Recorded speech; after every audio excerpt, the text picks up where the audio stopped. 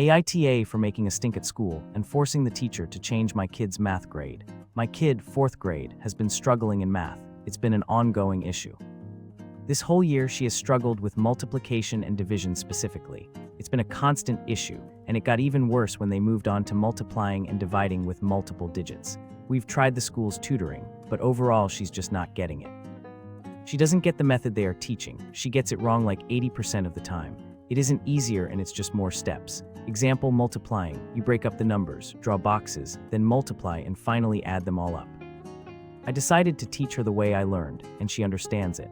Homework is a million times easier now because she can actually solve the questions. The issue is that my daughter had a math test last week and she came home upset. She got a 50% even though she got most of the answer right. She missed 2 out of 25, so it should have been a 92%. I had a conversation with the teacher, and it boiled down to she didn't use the method show in class. I pointed out the test just said to show their work and not show a specific method.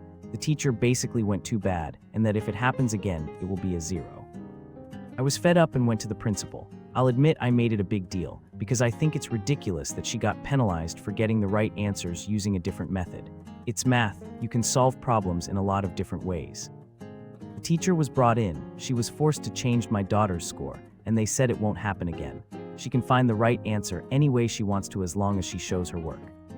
The teacher was not happy. My wife thinks I was being an ass and keeps bringing it up. She says the teacher has other things to deal with and that I went overboard. Did I? AmITheAsshole. This is coming from an engineer. I have done so much math. You can solve questions using a ton of different ways, and some people just don't understand some methods. That's fine. I still find some methods confusing, so I just don't do that method. If your daughter got the right answer using a different method, it is fine. She knows how to multiply now. That is what is important. There will be more and more situations where you can solve stuff different ways and more methods that she will find confusing or easier. It's math. Also, the box method isn't even good for longer multiplication. It will be dropped in middle school. It is just one way to learn multiplication.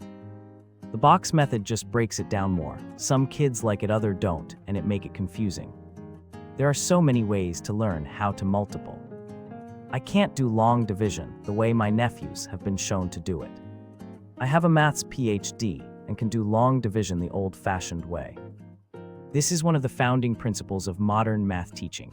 They now teach grouping, number lines, and other ways to visualize the numbers, and the problem because different methods will click with different kids.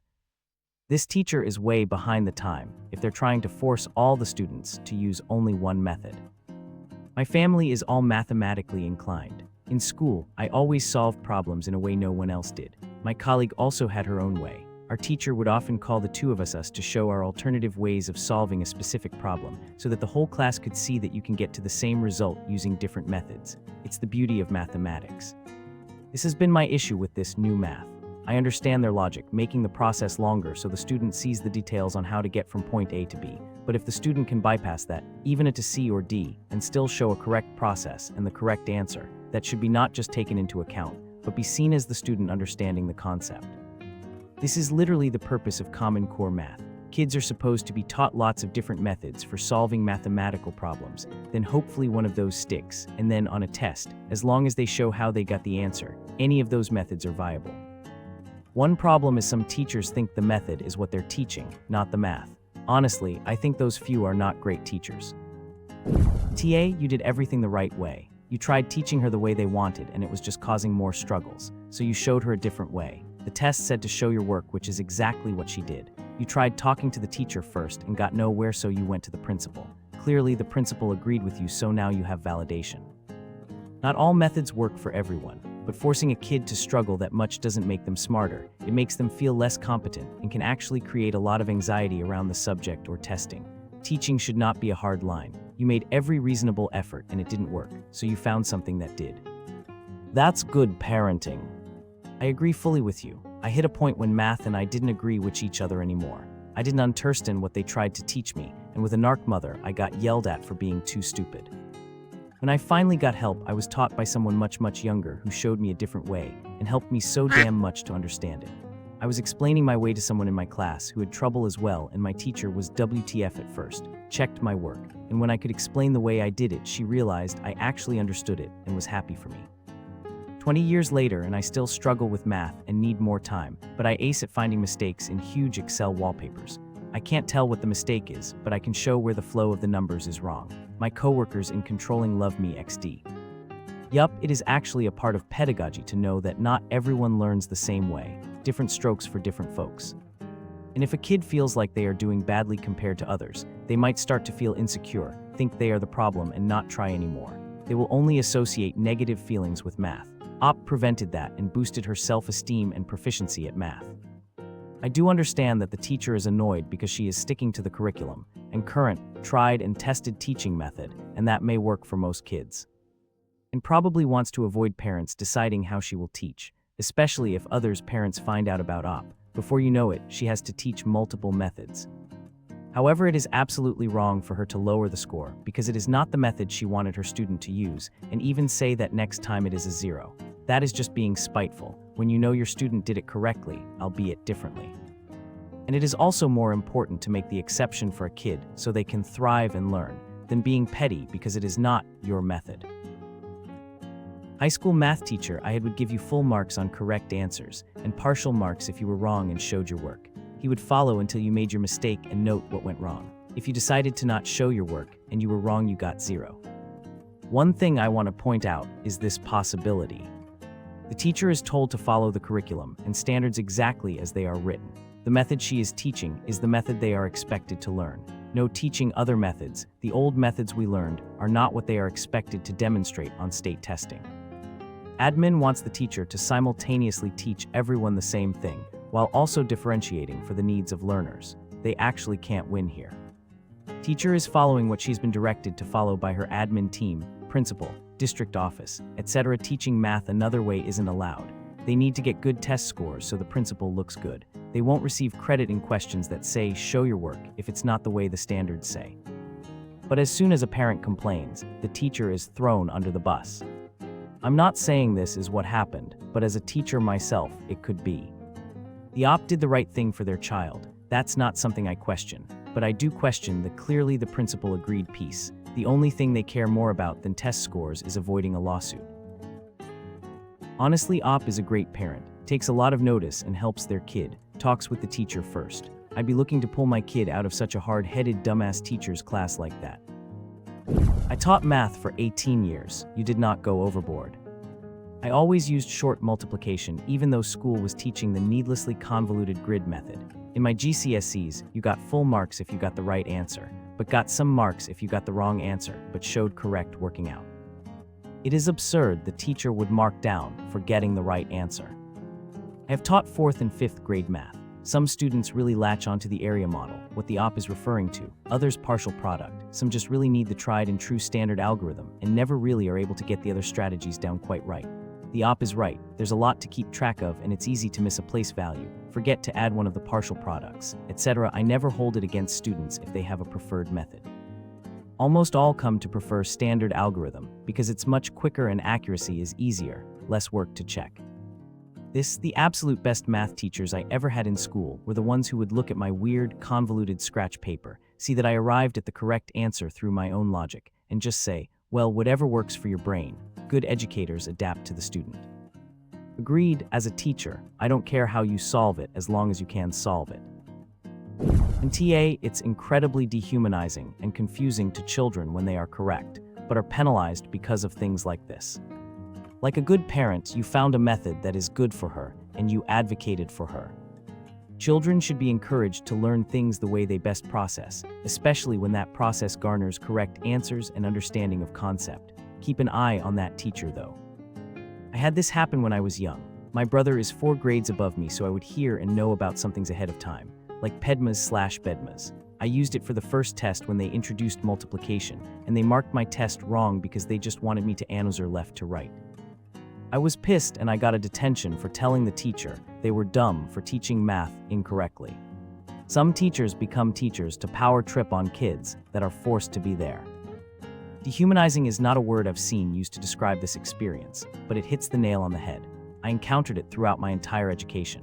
It effectively communicates that the world is a place where your ideas and understandings are completely irrelevant to everyone, your limitations and circumstances are of no consequence whatsoever, and makes it clear the only metric you will ever be graded on is quietly one of compliance rather than comprehension. You're not a person in that ecosystem. Your words carry no meaning. You're just raw material on an assembly line. This is a big component. I was convinced one of my English teachers hated me when I was younger BC. The only paper I got an A on was one I hadn't done the reading on, and legit bullshitted by reading a paragraph and stretching that out. Assignment took me 15 minutes BC. It was a one-page essay. I had forgot to put my name on it. I learned 4 years after suffering through this and from a different teacher in college that my bullshitting analysis was exactly what that teacher was looking for all along. And I mean, I took maybe 2 sentences and hammered them to death with stuff I was basically pulling out of thin air that sounded remotely believable logical. That was instead of, I think I was legit researching what others had said about it without providing analysis. This is a great way to make a kid feel like they hate math. They get frustrated, find a way that works for them, and then are punished for not doing it some arbitrary way. We should be teaching kids to find whatever way they can to enjoy learning and pursuing education, not trying to stuff them into an arbitrary box because that's just easier. I had a similar conversation with my eldest's teacher when they were learning division. The teachers had to teach the newer methods first and then the old school way that most of us parents learned. My daughter understood the old way. No more tears and frustration over homework. Their school even hosted a family math night to teach parents the newer methods so we could help at home. During an open Q&A, I asked if the children would be penalized for using the old school way if they understood that best. They looked uncomfortable, but had to say publicly that any method was acceptable as long as they could show their work. Later, one of the teachers thanked me for asking that because their hands were tied as to how to implement the curriculum. I made it a point to attend family math night every year my kids were in elementary, just to ask that question. We went through something similar with our daughter as well. She had no problem doing multiplication the old way, but she just could not grasp the newer Common Core version.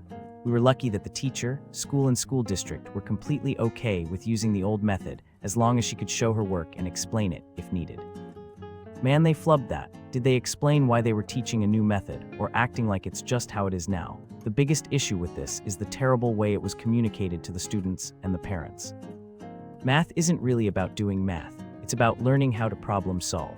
Learning many methods to solve a problem gives you more tools in the future, even outside of math. The unfortunate thing is, with math, if the method works, it works. But with reading, we got stuck with a system in schools that didn't actually work. Oof, imagine having to teach students the wrong way to read because some profs at Ohio State and Columbia didn't understand how the scientific method works. When I was in 3rd grade, I had to be homeschooled while recovering from surgery. I still remember returning to class and my teacher saying she would fail me on any test where I correctly answered the names of the 5 Great Lakes. Why? My mom taught me HOMES, Huron, Ontario, Michigan, Erie, Superior, and that's not how I taught them to remember the names. My mom raised the same stink you did. I knew the information. It didn't matter if I got there with a different method. The answer was correct because the question was, what are the names of the 5 Great Lakes? Not, how did Ms. W teach you to remember the names of the 5 Great Lakes? This wasn't a test on methods, it was a test on math. Different brains process differently. As long as you're using a proper method to get the correct answer, it's not wrong. Sometimes you find a teacher who has a weird God complex and just hates a kid for no reason and decides to be spiteful toward them.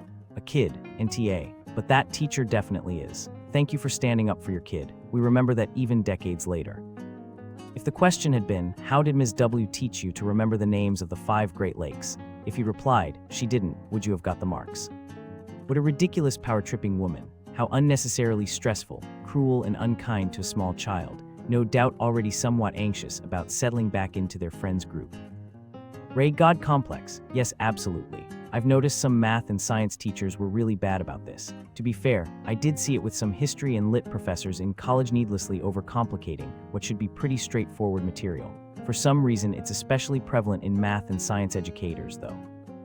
My family are teachers. If they saw an unconventional answer, they'd be happily talking about it at home. Using your example, it'd be, hey, as if you're not gonna believe what this student of mine did for the Great Lakes. They said you can remember it with the acronym HOMES. Isn't that so clever? They said their mum taught them. What a great way to teach. I'm Sue stealing it, lol.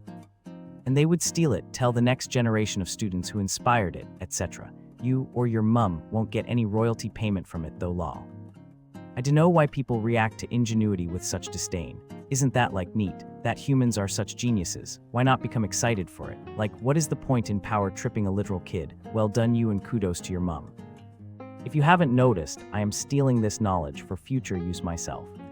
What did she want you to write on the test if not the names? I don't understand what her problem was. Clearly the pro move was to just write the names in a pentagon shape, then they don't have an order. Ha, that's ridiculous levels of power tripping though. I'm having this exact issue with my son's math. He's still on addition and subtraction, but it's so much harder than what I learned. All year they have been teaching different methods of breaking down the numbers, drawing all kinds of stupid circles and bars and boxes and arrows, and then adding, subtracting. It is so confusing. Now finally that the year is almost over, they're finally starting to do it the way I learned it, and it's so much easier and obvious, and my son totally gets it after struggling all year. My son is actually really good at math and can do most of these problems in his head without showing any work at all, so this whole year of dramatically overcomplicating everything has just been a nightmare for him. I understand that all these different methods have their merits, but I think they should be taught as alternatives, like teach the normal way first, and then if you don't understand the normal way, then try one of these alternative methods. If that doesn't work, try another one. But the normal way should be the default way, and you should only spend time on all the complicated alternatives if you really don't get the normal way. And if everyone in the class gets it the normal way, don't bother with all the alternative stuff, just teach the normal way and build on that. I would have absolutely done the same thing as you, NTA.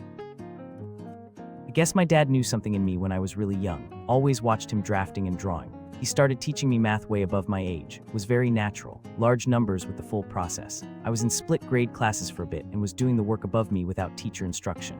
Luckily I wasn't ridiculed, but did have to tone it down sometimes. Learning shouldn't have to be linear or all the same, NTA. Edit, this resonated with me because my dad was teaching me math in a different way than school was teaching the grades above me. I was able to solve their problems when it was just being taught. My way was different than theirs though. All those different methods aren't really about teaching addition and subtraction. They're really about teaching numeracy, which is something many of us never learned in school. These kids who ended up being really good at math figured out a lot of the numeracy skills on their own, and that's why they ended up being even better at math. Now they just teach those skills to everyone instead of just hoping kids figure it out on their own. Eventually, they should be able to have a deeper understanding of numbers and how they work, which will make higher level math easier to understand. The research supports what they're trying to do, but time will tell if the way they're trying to do it works out.